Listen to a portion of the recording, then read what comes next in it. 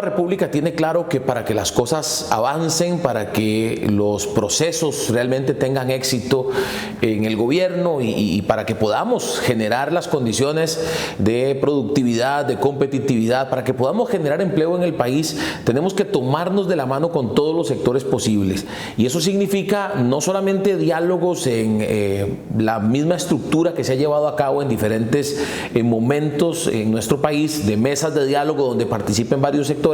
sino también y sobre todo tener la posibilidad de sentarnos sector por sector para conocer, tener un buen espacio para conocer las necesidades, las inquietudes, las propuestas y la ruta que pues a estos sectores les gustaría que se lleve desde un gobierno de Nueva República. En otras palabras, los espacios tienen que estar abiertos en Casa Presidencial y más allá de tener puertas abiertas, tenemos que ir donde está la necesidad. Una de las principales cosas que yo le digo a la gente cuando las visitamos en las comunidades y cuando me reúno con los sectores es que no seremos un gobierno que gobierne, valga la redundancia, desde sus oficinas y desde la comodidad de los escritorios, sino que saldremos, iremos donde está la necesidad, iremos donde están las muchísimas preguntas que tienen años sin responderse por parte de los gobiernos. Hoy por hoy, lo que demandan los sectores, lo que demanda la población, lo que demanda la ciudadanía es un gobierno que tenga esa capacidad, que tenga la capacidad de sentarse a dialogar, sentarse a hablar, pero más allá de abrir esos espacios de diálogo, que estos espacios generen soluciones reales y que sean ejecutables, es decir, que vayamos más allá de sentarnos a hablar, sino que de verdad pongamos a accionar las cosas que se hablan en esos espacios de diálogo. Así que para nosotros es claro que un gobierno no puede manejar las cosas tomando decisiones unilateralmente, sino que tiene que ponerse de acuerdo con los sectores para que no pasen, por ejemplo, lo que sucedió en la pandemia, cuando se tomaron decisiones sin consultar con los diferentes sectores que se verían afectados de forma directa.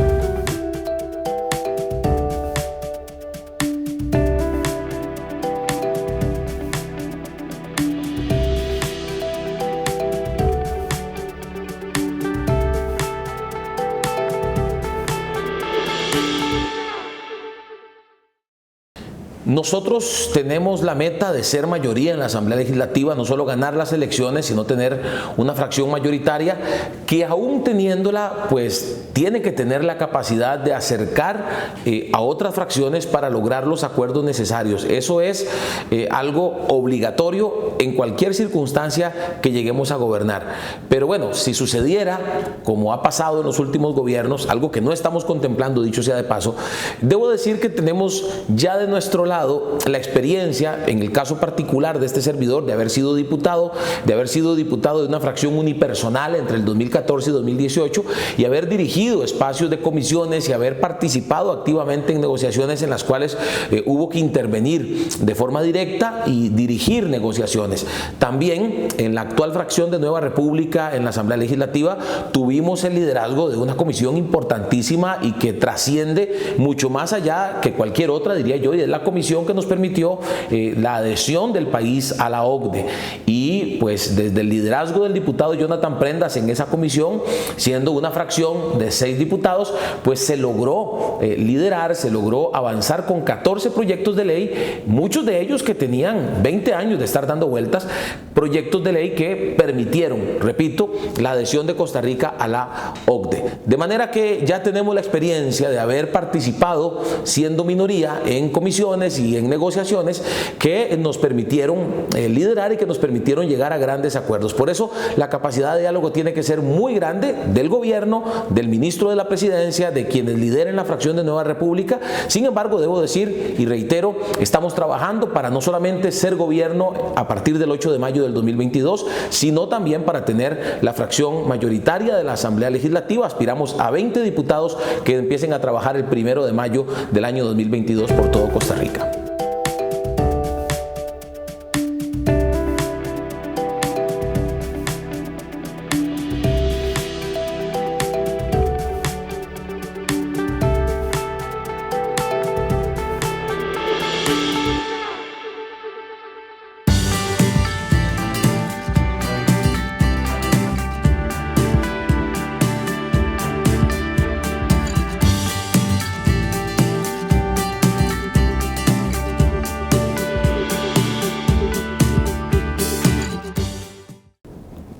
gobierno Nueva República implementará varias acciones que van directamente ligadas al combate a la corrupción. En efecto, los casos de los últimos años han golpeado no solo la credibilidad de los ciudadanos en la clase política y en la institucionalidad del país, sino también a nivel internacional nos hemos visto afectados precisamente en la imagen. Creo que es importante entender que muchas cosas de las que sucedieron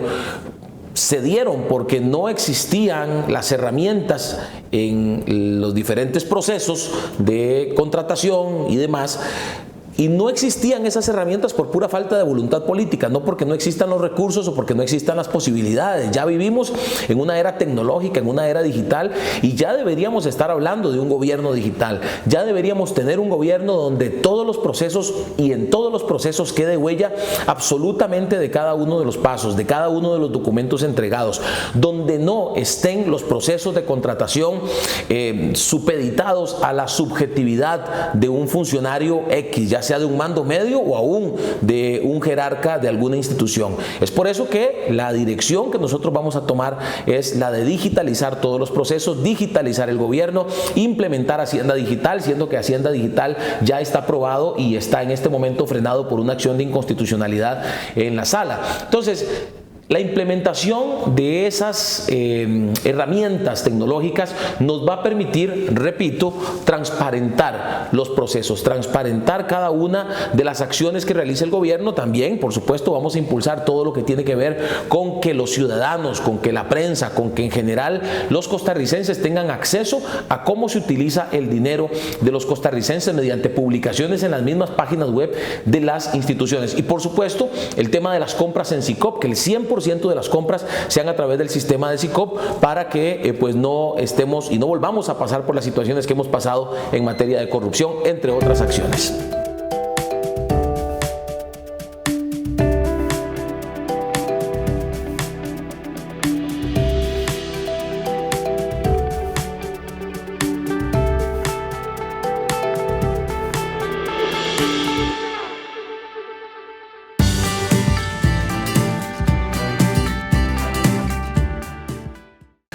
Bien, yo creo que eso pasa por darle seguridad jurídica, en el caso de las zonas francas, darle la seguridad jurídica de que no los vamos a atacar con algún tipo de impuesto, como ya ha salido en propuestas de algunos políticos actuales candidatos a la presidencia y algunos diputados actuales también de la Asamblea Legislativa. Eso genera la inseguridad jurídica y el peligro de que más bien terminemos ahuyentando a un régimen que está generando mucho empleo, que está generando además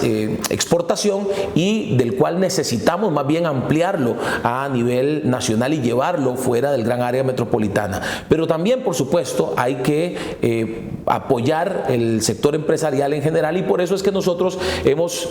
sido muy claros en que la ruta va por generar competitividad. ¿Cómo? 100% conectividad, un plan de Nueva República de nuestro plan de gobierno, también generar condiciones para que disminuyan los precios de electricidad y precios de combustibles, para generar la infraestructura adecuada, no solamente infraestructura en cuanto a calles, puentes, obra en general, sino también infraestructura de agua, por ejemplo, infraestructura para los servicios eléctricos como tales también. Y por supuesto la generación del talento humano para que podamos atraer nuevas empresas. Pero a esto hay que sumarle, por supuesto, todo lo que hemos planteado para apoyar a lo que tiene que ver con las pymes, que representan el 85% del parque empresarial del país. Las pymes no han tenido buen acceso al crédito, se les han pedido garantías imposibles de cumplir, no han tenido acceso realmente a recursos que les permitan salir adelante y en efecto se han visto golpeadísimas por la pandemia. Por eso es que nosotros planteamos no solamente reformar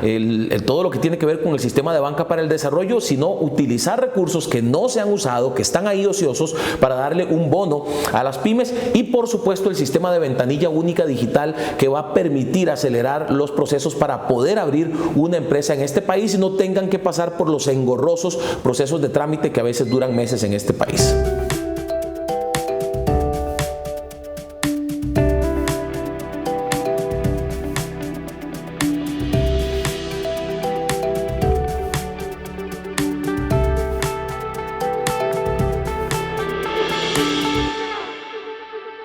Mencionaba en otra respuesta la implementación de un bono para las pymes. Estas pymes, muchas de ellas hoy son informales. para obtener un bono y para accesar a ese bono que estamos proponiendo de 3 millones de colones por 3 meses, tendrían que formalizarse. ¿Qué estoy diciendo? Bueno, que hay que darle incentivos a los informales para que se formalicen. Muchos llegaron en pandemia, se acercaron a la Caja del Seguro para tratar de formalizarse y les recibieron con cobros retroactivos de hasta 6 millones de colones. Ellos evidentemente echaron para atrás y no solamente eso, publicaron en sus redes sociales y provocaron que otros también tomaran la decisión de no formalizarse. Nosotros hemos planteado desde Nueva República, y un proyecto de ley que actualmente está presentado en la Asamblea por un diputado de Nueva República, que a los trabajadores independientes se les cobre lo mismo que a los asalariados en el tema de cargas sociales. Eso, por supuesto, generaría un incentivo adicional para que muchos informales, del más de 1 millón que existen en este momento, se acerquen y se formalicen. Tenemos que generar condiciones también para que se apruebe un proyecto de amnistía de las deudas con la Caja, lo cual también sería un incentivo para muchos informales que se quieren formalizar, pero no lo hacen precisamente por el ejemplo que les comenté, porque van a ser recibidos con un cobro retroactivo. Diferentes acciones, algunas de ellas incluso se pueden tomar desde la Junta Directiva, desde decisiones administrativas de la Junta Directiva de la Caja del Seguro Social, y que por supuesto impulsaremos con los nombramientos que el gobierno tenga que hacer y poniéndonos de acuerdo también con los otros sectores que están representados en la Junta Directiva de la Caja. Pero en los casos en los que pues sea necesario proyectos de ley para impulsar esa formalidad, lo vamos a hacer porque es necesario, va a permitirnos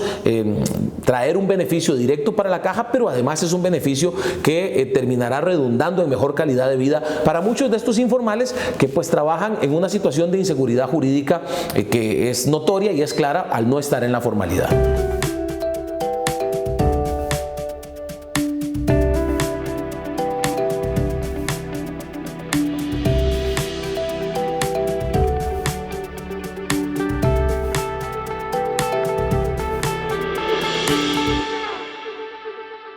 La conectividad es una de las prioridades de Nueva República para el gobierno 2022-2026, una de las 14 acciones que queremos implementar en los primeros 14 meses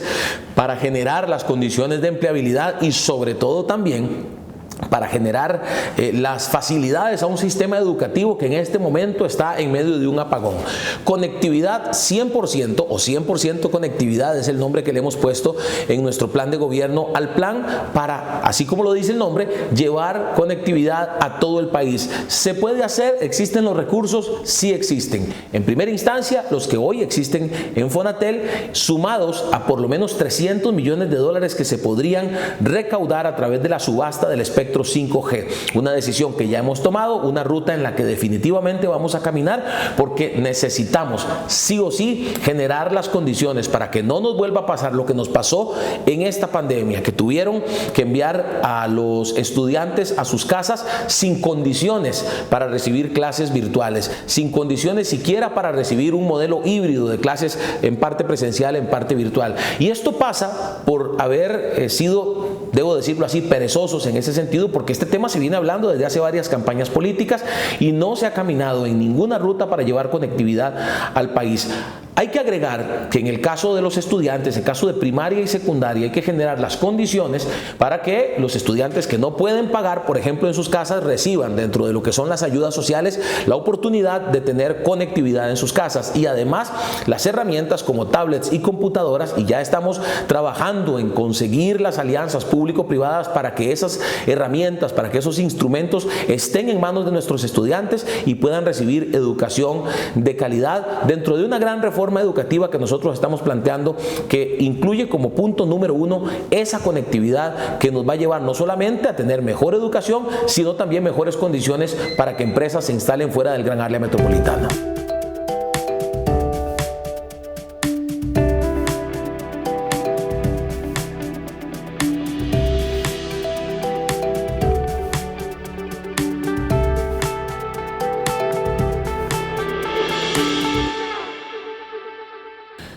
Creo que este es un tema realmente preocupante,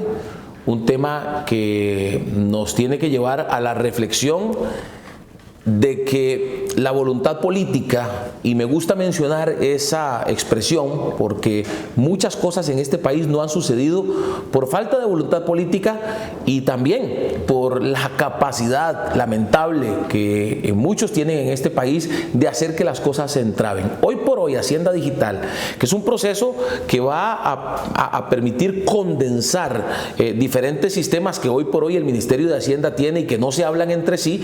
Hoy por hoy Hacienda Digital está entrabado por una acción de inconstitucionalidad presentada por una persona del equipo de José María Figueres del Partido de Liberación Nacional, que lo presentó a la Sala Constitucional. Eso tiene que avanzar y nosotros tenemos la esperanza de que la Sala Constitucional se pronuncie pronto y permita que este sistema empiece a funcionar, siendo que la digitalización de los procesos, y hemos sido enfáticos en que tenemos que dar el paso de lo análogo hacia lo digital. La digitalización de los procesos nos va a permitir atacar todo lo que tiene que ver con evasión, lo que tiene que ver con elusión, lo que tiene que ver con fraude fiscal. Por supuesto, nosotros ya hemos venido dando pasos en la dirección de ir atacando estos graves problemas, y uno de ellos fue precisamente la presentación de un proyecto que debió ser ejecutado sin necesidad de una ley, y es la instalación de los escáneres en puertos, aeropuertos, en fronteras, en aduanas. Escáneres que nos permitirían combatir la evasión y pues cerrar portillos para que entre o para que salga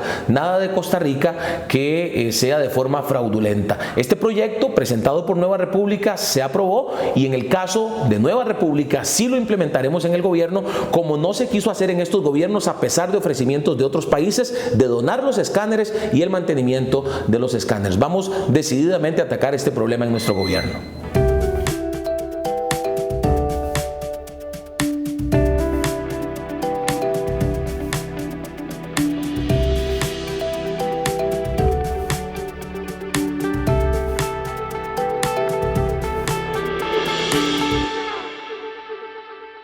Nosotros tenemos claro que esa es una prioridad, la generación de obra pública y pues la construcción en diferentes partes del país, no concentrado solo en el gran área metropolitana. También tenemos claro que el país no tiene recursos para hacerlo con fondos públicos, y por eso es que es importante hablar, y no solamente hablar, sino generar las condiciones para que las alianzas público-privadas sean el instrumento. Nosotros estamos planteando varias obras, una de ellas de gran envergadura, como es el Canal Verde Interoceánico, que ya hemos determinado declararlo de interés público, el conocido como Canal Seco, declararlo de interés público el primer día de nuestro gobierno, y a través de esas alianzas público-privadas con inversión privada, 16.000 millones de dólares que se invertirán en la construcción de 2 megapuertos, en Parismina 1 en Siquirres y el otro en Santa Elena en la Cruz de Guanacaste, que estarán unidas por una carretera de 315 kilómetros de 10 carriles y por vías férreas que nos meterán esto, por supuesto, en el mapa geopolítico mundial. Este proyecto nos meterá en el mapa geopolítico mundial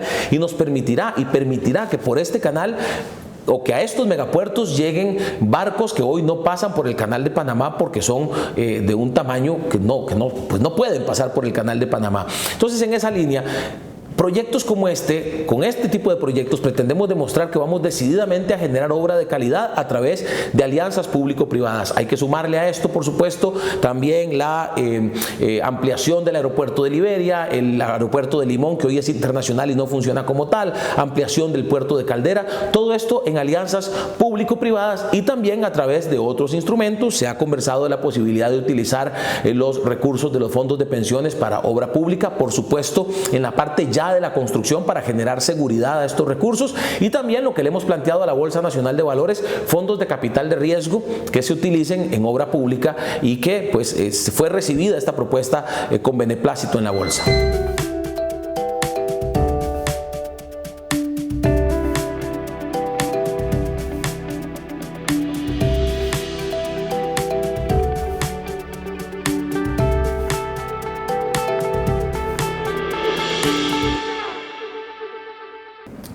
No propondríamos ningún cambio en la parte de la regla fiscal como tal,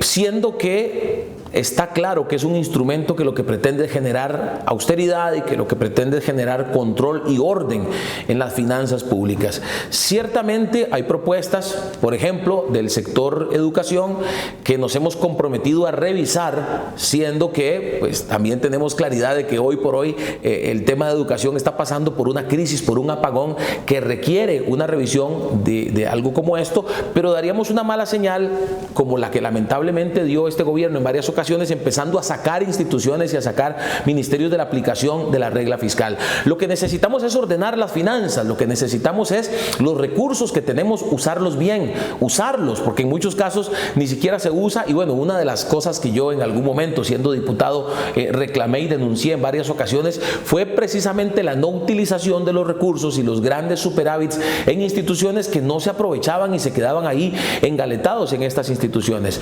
Orden en las finanzas públicas es lo que necesitamos, que los jerarcas de los diferentes ministerios, que los jerarcas de las instituciones y por supuesto que desde el mismo presidente de la República exista una intención clara de generar una contención del gasto, una reducción del gasto, algo que no se hizo en el plan fiscal, que de hecho Nueva República votó en contra precisamente porque estaba enfocado demasiado en el tema de impuestos y no tanto en lo que tenía que ver con disminución del gasto público. Nosotros hemos planteado como una alternativa precisamente en esta materia que en las instituciones públicas empecemos a aplicar traslados horizontales, no solo de personal, sino también de recursos, de mobiliario, de activos, para que empiece a darse mayor eficiencia en las instituciones. Entonces,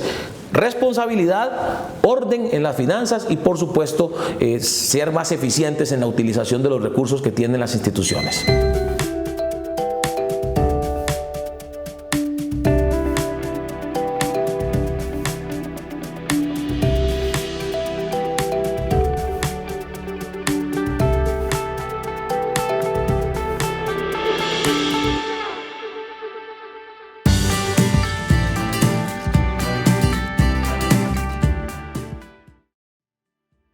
Esto para nosotros es claro que se resuelve poniendo la mirada en los que hoy más necesitan una mano. El gran reclamo que recibo cuando visito comunidades fuera del gran área metropolitana es: los políticos vienen en las elecciones, nos piden el voto, nos piden su confianza, pero después se ganan nuestra desconfianza porque no vuelven a aparecer por acá. Dentro de nuestro plan 14-14, 14 acciones en los primeros 14 meses para generar el empleo que Costa Rica necesita, pues precisamente estamos impulsando acciones a favor de diferentes sectores para cerrar esa brecha tan odiosa que pues lamentablemente está afectando sobre todo a las clases más necesitadas del país. ¿Y qué quiero decir con esto? Que sí, tenemos acciones para alimentar la inversión extranjera directa, para que vengan empresas al país y generen empleo para talento especializado, pero también estamos promoviendo en este plan la generación de empleo para talento no especializado y para las comunidades más deprimidas del país. Le voy a poner el ejemplo precisamente del Canal Verde Interoceánico, que afecta positivamente y de forma directa a 9 cantones del país, varios de ellos ubicados entre los últimos lugares de desarrollo humano, de desarrollo económico y de desarrollo social. Nuestro enfoque es por los más necesitados, nuestro enfoque es por la gente que más ha sufrido y las comunidades costeras que más han sufrido y alejadas del gran área metropolitana, el tema del desempleo ya rondando 30% el índice de desempleo y de pobreza en esas zonas en particular. Entonces, ¿cómo atacamos eso de la desigualdad? Bueno, generando empleos y generando empleos permanentes y de calidad para esas zonas, llevando zonas francas fuera del gran área metropolitana, apoyando a las pymes, pymes comerciales, pymes turísticas, pymes agrícolas, que eso es muy importante, ahí se están viendo muy afectados, y también las conocidas startups, que son las pymes tecnológicas. En esa ruta caminaremos.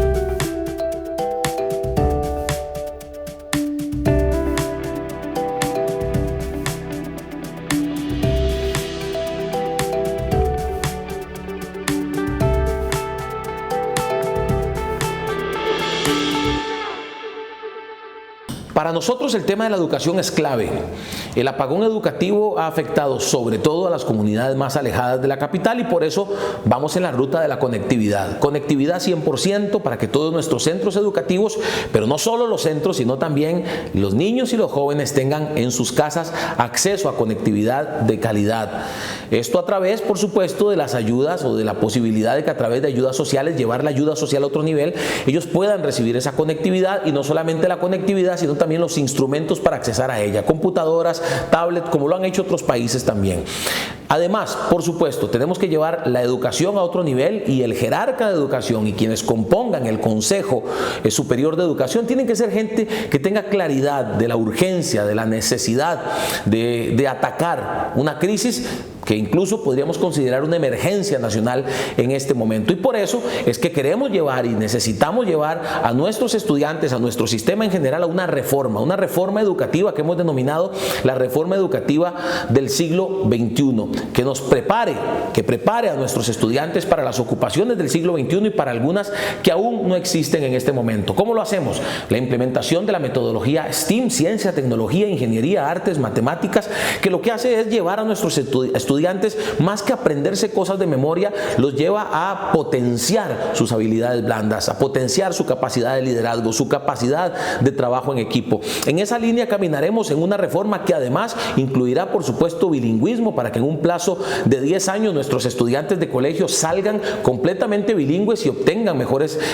oportunidades de trabajo. Y por supuesto hay que sumarle herramientas para emprender, herramientas para saber cómo abrir un negocio para aquellos que quieren, además de estudiar en la universidad, abrir sus propios emprendimientos, y educación financiera, algo vital en este tiempo, que lo haremos a través de la Asociación Bancaria, la Bolsa Nacional de Valores y el Sistema de Economía Social Solidaria.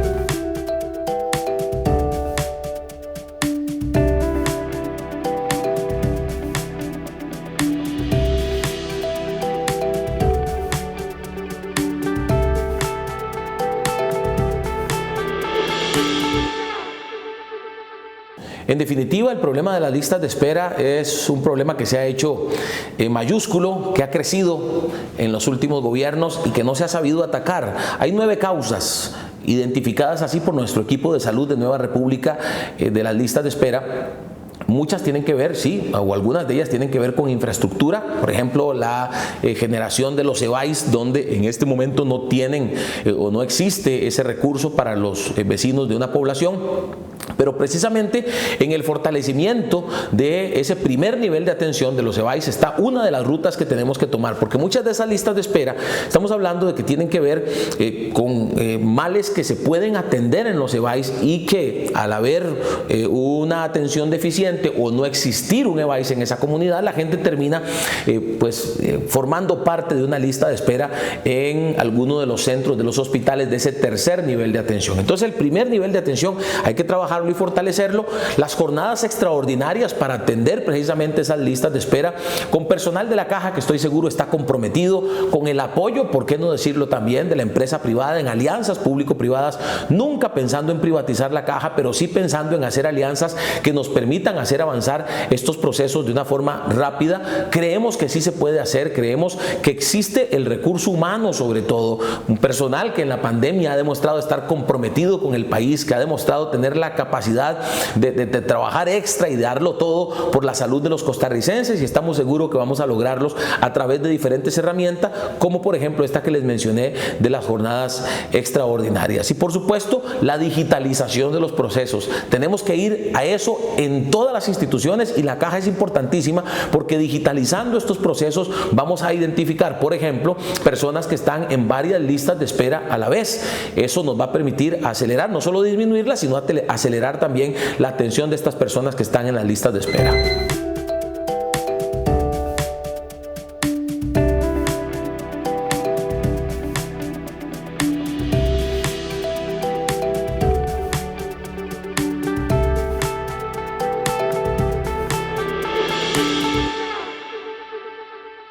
Tenemos claridad de que el régimen de pensiones de invalidez, vejez y muerte necesita oxígeno, necesita un impulso importante. Y para nosotros, en el análisis que hemos venido haciendo, existen varias líneas de acción para lograr solventar el problema de sostenibilidad que hoy se vislumbra, pues podría alcanzarnos, podría caernos encima en pocos años. Uno de ellos tiene que ver con el tema de atacar la informalidad. Hoy por hoy hay más de 1 millón de personas que están en la informalidad y hay que traerlas a la formalidad de diferentes maneras, y hemos planteado algunas de las posibilidades. Por ejemplo, la amnistía de las deudas de la Caja es un proyecto de ley que está hoy en la Asamblea Legislativa, nosotros lo apoyamos. También impulsamos uno de Nueva República para que los trabajadores independientes reciban o paguen más bien las mismas cargas sociales, los mismos porcentajes de carga social que los asalariados, lo cual se convertiría en un atractivo, en un incentivo para que muchos informales vengan a la formalidad. Eso traería muchos más recursos de los que se dejan de percibir, bajando el porcentaje a los trabajadores independientes. Bajando ese porcentaje, pues ciertamente se dejan de percibir algunos, pero vienen otros a través de por lo menos 600,000 informales que calculamos vendrían a ponerse en regla. Entonces eso es muy importante, y eso hay que trabajarlo desde el primer día de nuestro gobierno, y así lo queremos hacer, porque más allá de la aprobación de un proyecto de ley se pueden hacer varias de estas acciones directamente desde decisiones administrativas en la Junta Directiva. Y por supuesto también estamos planteando que se establezca con claridad, porque falta claridad en ese sentido, de cuál es la deuda que el Estado tiene con la Caja para generar las herramientas para pagar esa deuda. Una de ellas, la titularización para la exploración y aprovechamiento de los recursos naturales, que por ejemplo en otros países se ha utilizado precisamente para apoyar el régimen de pensiones y para apoyar también, en este caso, a la seguridad social.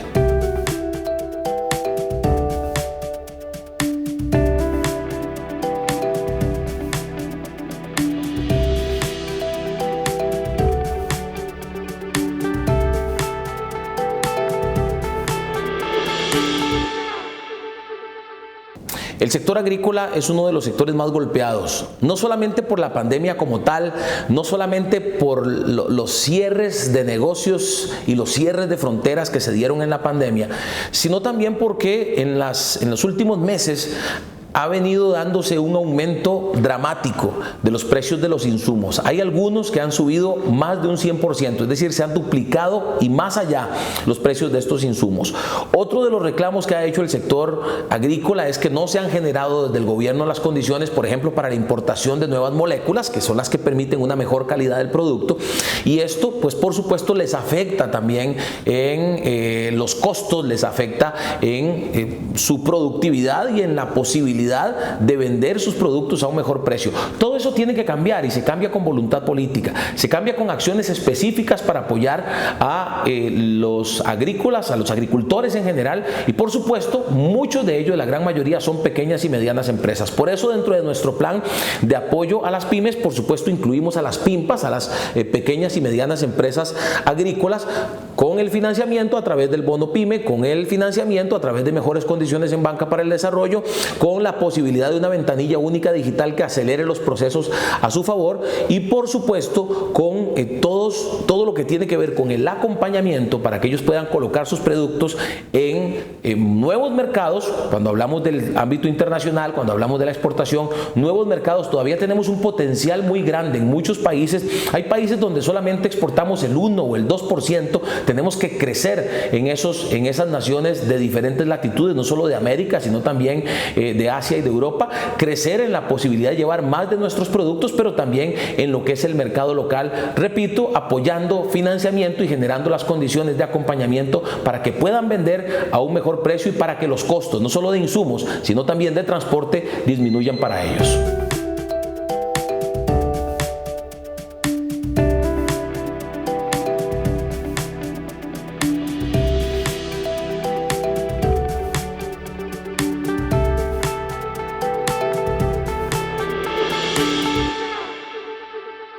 nosotros tenemos claridad del reto que tenemos en materia de medio ambiente y también de que, pues, como país tenemos un compromiso a nivel mundial y un compromiso con nuestra ciudadanía de avanzar.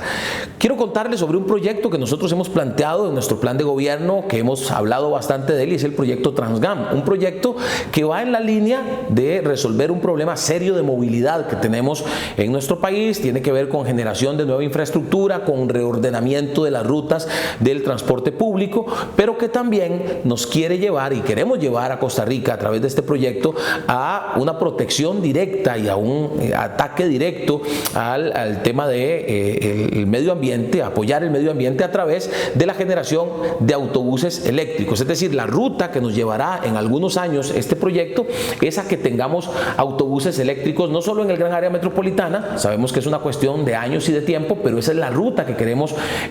transitar para llevar a Costa Rica hacia ello. Por supuesto, también tenemos que darle un apoyo decidido a las reservas naturales y particularmente a las privadas. Hay un 52% de territorio que son reservas naturales y la mitad de estas son reservas privadas que no están recibiendo el apoyo, y en la línea de nuestro pensamiento, en el sentido de que tenemos que trabajar en alianza público-privada, podríamos generar grandes beneficios a nuestro país también en protección del medio ambiente. Incluye también nuestro plan, pues, generar y distribuir los recursos de la manera correcta para que nuestros parques nacionales reciban el mantenimiento, reciban el cuidado, para que, por supuesto, podamos dignificar el trabajo de quienes cuidan esos parques nacionales, y que también a través de ese cuidado podamos generar no solamente una mejor imagen internacional, que es importante, por supuesto, sino también la posibilidad de una atracción turística importante. Y creo que el mayor ejemplo de eso, o uno de los mayores ejemplos, es el Parque Nacional Manuel Antonio, que necesita más recursos a pesar de los que ya recibe para la cantidad de personas que le visitan de todo el mundo.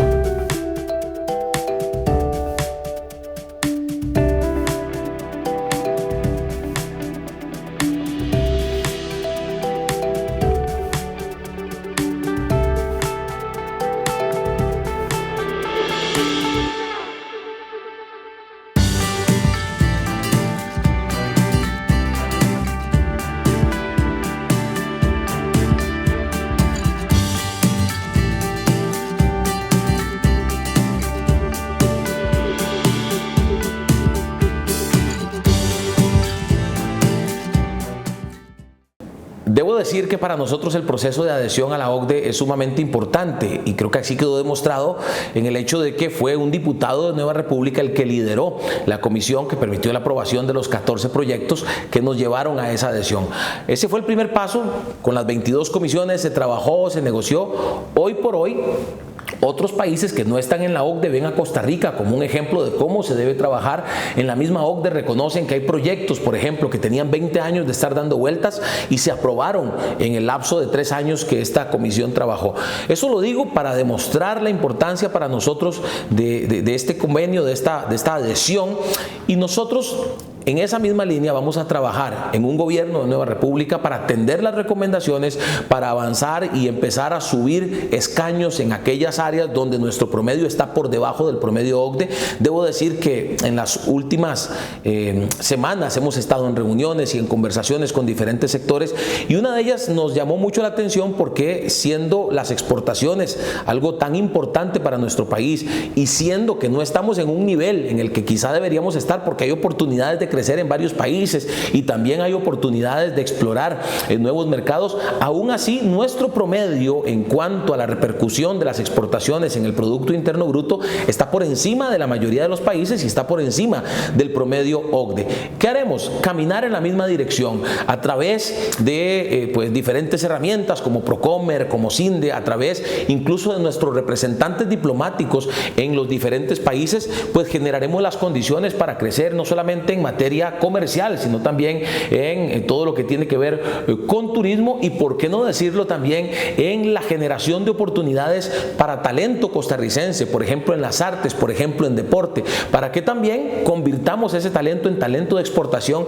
que llegue a todos esos países. Pensamos aprovechar al 100% la oportunidad que se nos ha presentado siendo parte de la OCDE.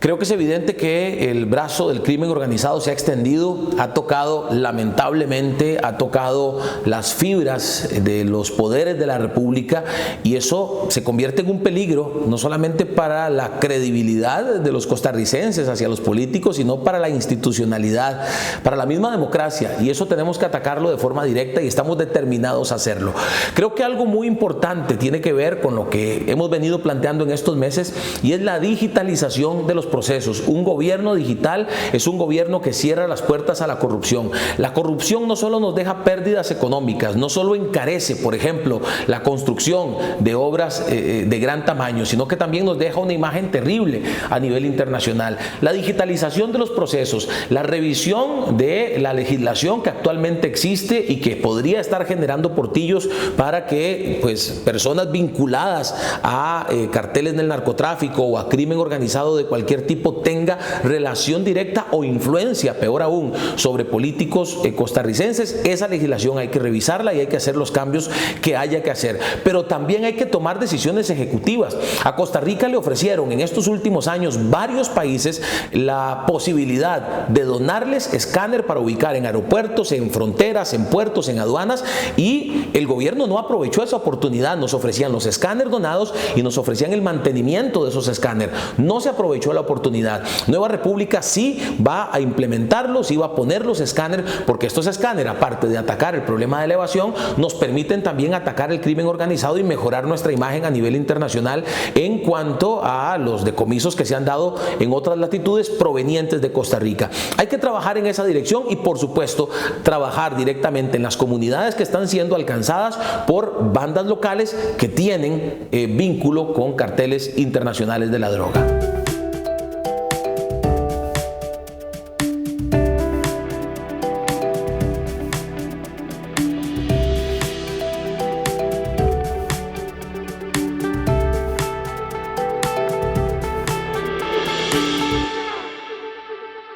En nuestro país, uno de los grandes errores que se ha cometido es generarle ese sentimiento de inseguridad a la ciudadanía cuando, al tomar decisiones, por ejemplo, de liberación masiva de privados de libertad, no se ha dado el enfoque hacia la víctima, se ha dado el enfoque hacia el delincuente. Y ciertamente creemos y entendemos que la persona que comete un delito también tiene derechos humanos que hay que respetarle, y eso es a través de generar las condiciones para que en las cárceles donde debe cumplir su pena, porque así lo establece la ley, porque así lo estableció un juez, pues tenga las condiciones no solamente de pagar por la pena, sino también de que ahí se trabaje para que cuando salga de prisión tenga la posibilidad de reinsertarse socialmente y de devolverle a la sociedad lo que le ha quitado en algún momento determinado. Hay medidas alternas, por supuesto, que dependen del tipo de delito que se cometió y de la pena que en el Código Penal está establecido, pero en los casos en que tenga que cumplirse con cárcel, debe cumplirse esa pena de cárcel, y ya con los atenuantes que existen, ya estando en prisión para cumplir la mitad de la condena y por buen comportamiento y por estudio y trabajo y todo lo demás, pueden generarse las condiciones para que salgan. Pero ¿qué hacemos con que salgan si no se preparó dentro de esa prisión para reinsertarse socialmente? Eso hay que trabajarlo y eso es importante tenerlo en cuenta. No es solamente hacer más cárceles, que hay que hacerlas, y hay que hacerlas en alianza público-privada, y nosotros vamos a trabajar directamente, y hemos hablado de nuestro enfoque para la creación de infraestructura, que incluye, por supuesto, carreteras, pero que también incluye aeropuertos, muelles, que incluye hospitales, escuelas y que incluye también cárceles. Vamos a trabajar en esa dirección, en alianzas público-privadas, con procesos transparentes, con procesos digitales, pero también vamos a trabajar, además de generar condiciones de espacio en las cárceles, vamos a trabajar con lo que tiene que hacerse dentro de la prisión con esos privados de libertad, para que cuando salgan convertidos en personas diferentes. Y sí se puede hacer, estamos seguros que sí se puede.